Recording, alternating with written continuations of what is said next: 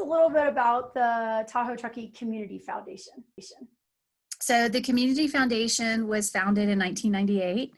So we are 22 years old. And the mission hasn't changed. It's to connect people and opportunities to generate more resources for a caring, effective, and creative community. And so I like to say we take smart people with good ideas and make good things happen in the community.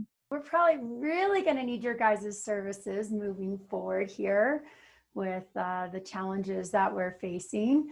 Do you guys have anything in the works right now, or what are you guys up to at this point? So a lot of people know the Community Foundation for our grants. We provide grants to a lot of our local nonprofits. We do scholarships. In fact, we're currently deep into our scholarship work right now for our local youth. We launched Mountain Housing Council. We have a program under us called the Community Collaborative of Tahoe Truckee.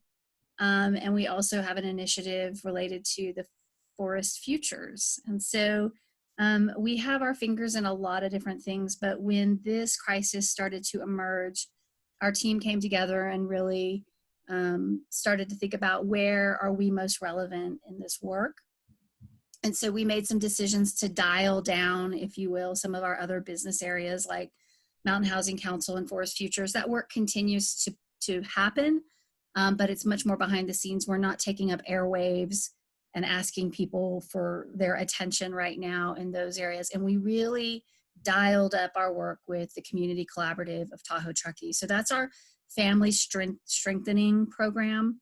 And it is a collaborative of 45 health and human frontline organizations in our community. For decades, they have now met on a monthly basis to coordinate resources. That capacity in our region is so important because there's a relationship already built, there's communication channels, there's meetings, everything is already in place for us to really stay closely connected to those frontline public agencies and nonprofit organizations that are ones being called forward to serve the community. So that's kind of our decision, was to really pivot our resources, focus on the front line for a while. We launched an emergency response fund about 2.5 weeks ago. And that is really intended to provide flexible funding for our nonprofits. The first wave of funding will really be more towards those that are that front line. But as this crisis plays out, we're keeping an eye on the broader nonprofit community and how we can support them, both with those funds as well with any kind of technical support and capacity we can give them. So that's two. So we also, right off the bat, partnered with Sierra Business Council, recognizing that the business community is going to experience a significant hit. Yes. And Sierra Business Council helped us put together a 4-part series focused on the businesses and our nonprofit community to really make that operational pivot that they were facing. So those webinars really were just kind of building that toolkit up and giving them something right off the bat to start paying attention to and thinking through. And then, so that's really how we have looked at it. We've refocused our energy and resources to be focused on that frontline community service. We've launched a fund, and then we've provided, some new tools and resources for the businesses and nonprofits. I guess the last thing I would offer up is in that pivot for us and really focusing through the community collaborative, we've developed a framework that helps us facilitate conversations and attract resources to the kinds of things that the community is needing right now. And I'm happy to walk through that. I think it's for most people, I think their response is typically like, wow, I hadn't really thought of it in that comprehensive way. And I think it also gives people some comfort to know that there are community members out there and resources that are being driven to a much bigger strategy than just the day-to-day challenges that we're all facing. As an individual, one of the ways to help obviously is to give money towards one nonprofit of your choice, or if you want to help on a broad scale, then you can utilize you guys as a foundation to give money that way that will be spread out on all different levels, in all different realms of what's going on. For those who have their favorite nonprofits, give to them. We are not standing in the way of that by any stretch. At the same time, there's a need for some strategic philanthropy right now. And so when we look at food distribution, let's say, and access to food, Sierra Community House is, taking a big leadership role in that, as it is appropriate. But we also have the school district, Sierra Senior Services, Boys and Girls Club, different organizations that are also stepping up and relieving some of that burden on Sierra Community House.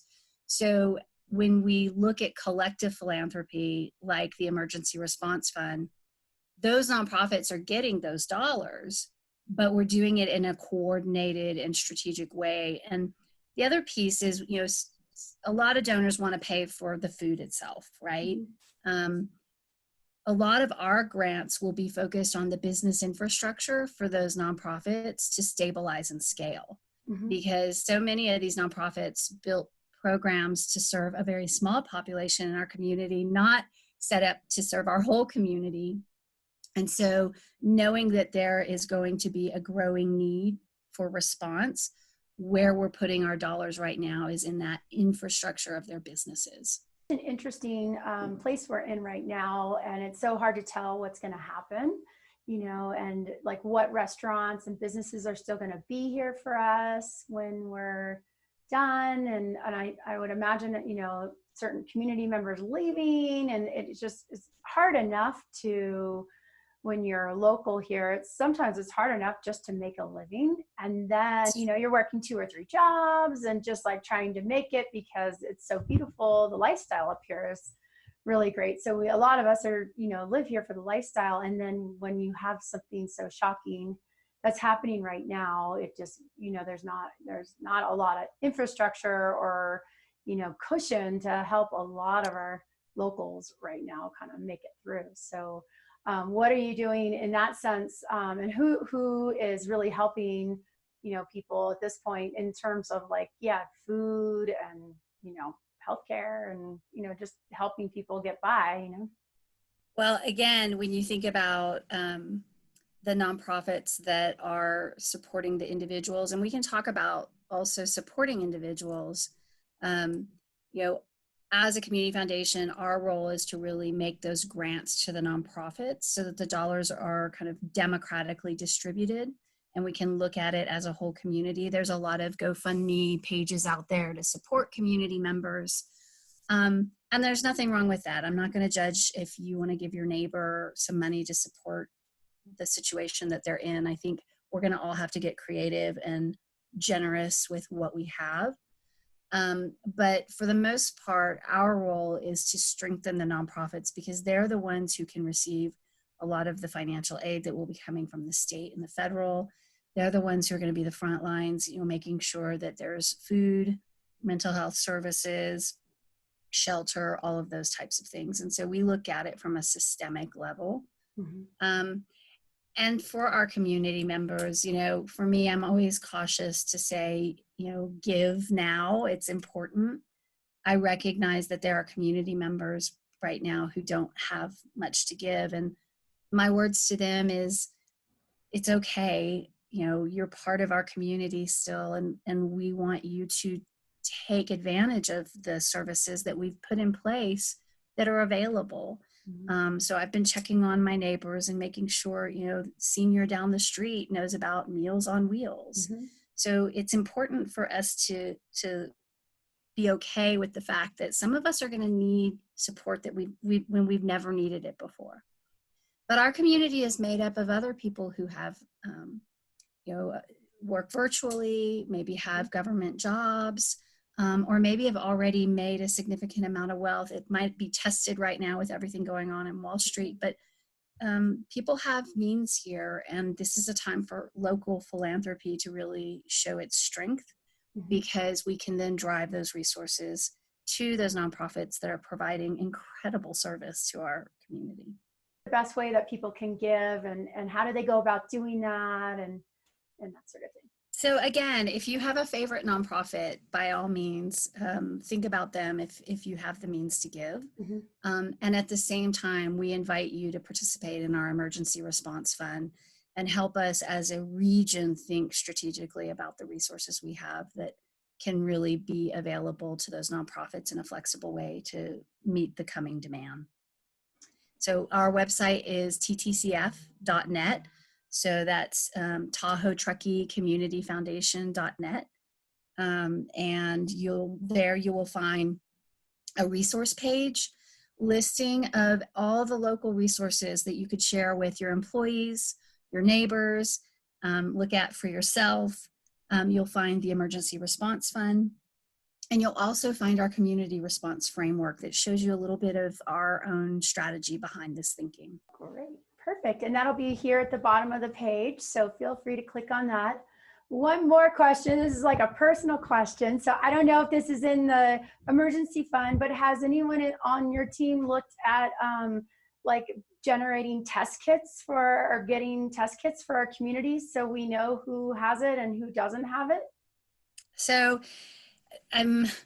this is one of those things where we've had a lot of people want to generously donate for us to purchase those. And when we have approached the hospital with what we're being offered in the way of donations to provide these kits, we're finding that they're not all reputable, and you really need to have kind of a window into which of those kits work and don't. And so my suggestion on the kits and any kind of equipment to support our healthcare workers and that infrastructure go to the Tahoe Forest Hospital Foundation. So the hospital is also taking donations, and I think that that's a really important piece. I'm really proud of our regional hospital system. They have been on point from the get-go in some of the decisions they've made. Their communications are very clear. They have a hotline that they want you to call first before even leaving your home. They have a drive-through test station that was successful at identifying our first case.